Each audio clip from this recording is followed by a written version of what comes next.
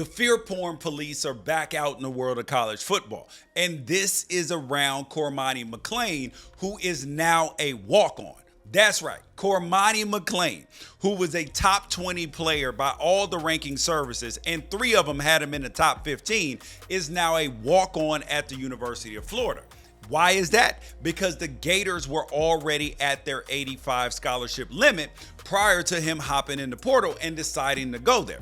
So what does this mean? Because you're like, he obviously had NIL choices to go other places, so why is he at Florida? Well, Florida's NIL collective, and yes, that's the same group of boosters that made national news for reneging on their agreement with Jaden Rashada, which has now triggered a lawsuit, which we'll talk about at another day, is likely giving Cormani McClain enough to be able to pay his own tuition, plus whatever NIL opportunities on top of that to live his life. And now you have people out here, oh, is this the end of scholarship athletes as we know it? It's all gone. And that started with sports business reporter Joe Pompliano when he tweeted to his 600,000 Twitter followers, scholarship limits are now meaningless. Because if you can just pay somebody's tuition, what's to stop a team from just stacking the greatest talent roster of all time outside of the scholarship limit? Well, actually, there's a bunch of things that prevents that from happening. First of all, kids want to play. You're never going to be able to buy a roster that is 3-5 stars deep at every position because you can't put a price on playing time. And these are proud young men that want to be on the field. Look at Texas A&M's class of 2022. It's considered one of, if not the best recruiting class ever assembled. 32 commits, 30 out of high school, and 21 of the top 200 players in the class according to 247, and 10 of them had jumped in the portal within 18 months of enrolling. And those kids, according to Nick Saban, they weren't hurting for cash. Another reason why Cormani McClain enrolling as a walk-on isn't nearly as big of a deal is because it's already being done. BYU, yes, Brigham Young University, had a sponsor pay the tuition of 36 walk-ons back in 2021. And that's 3 whole years ago. And forget NIL sponsors paying tuition. There are schools that have found ways around this in other ways. Prime example, Vanderbilt baseball.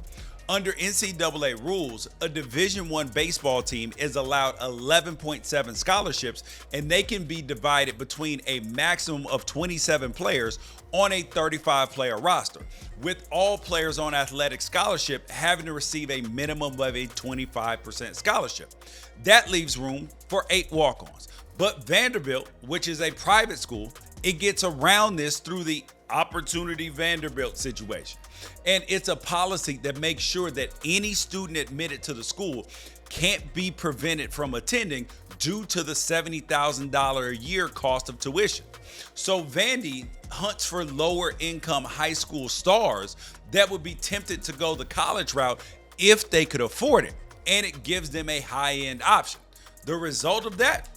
2 College World Series titles and 2 runner-up finishes in the last 10 years. But the scholarship limits in baseball and in other sports are on the verge of a major shift due to new revenue sharing model that the NCAA will be forced to institute to avoid keep getting crushed by more future lawsuits. And that brings me to my third point. And the reason why I'm confident that Cormani McClain enrolling at Florida as a walk-on hasn't destroyed the scholarship model.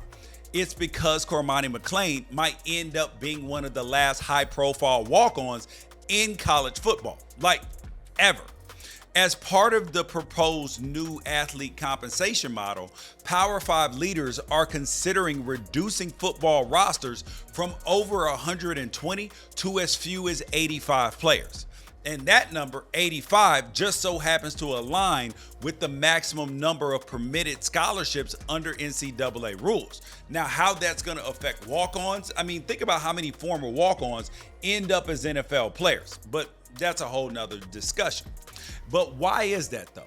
Because according to Ross Dellinger at Yahoo Sports, Quote, the move is rooted in legalities. Permitting scholarship expansion is a way to avoid future antitrust lawsuits related to athlete restrictions. Setting football limits is also an effort to both, one, reduce expenses amid rising costs of athlete revenue sharing, and two, instill a cost containment concept to limit a school's scholarship distribution.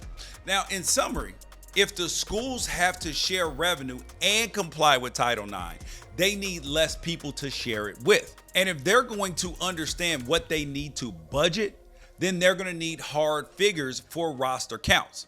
So I wouldn't worry about Cormani McClain or even any guys like him changing the way college football rosters are built by just paying their tuition with NIL money. That's a small problem. Don't focus on the micro. You got to look at the macro, the big issue, because you can't put a price on playing time. And this has already been done for years, like BYU, without creating super teams.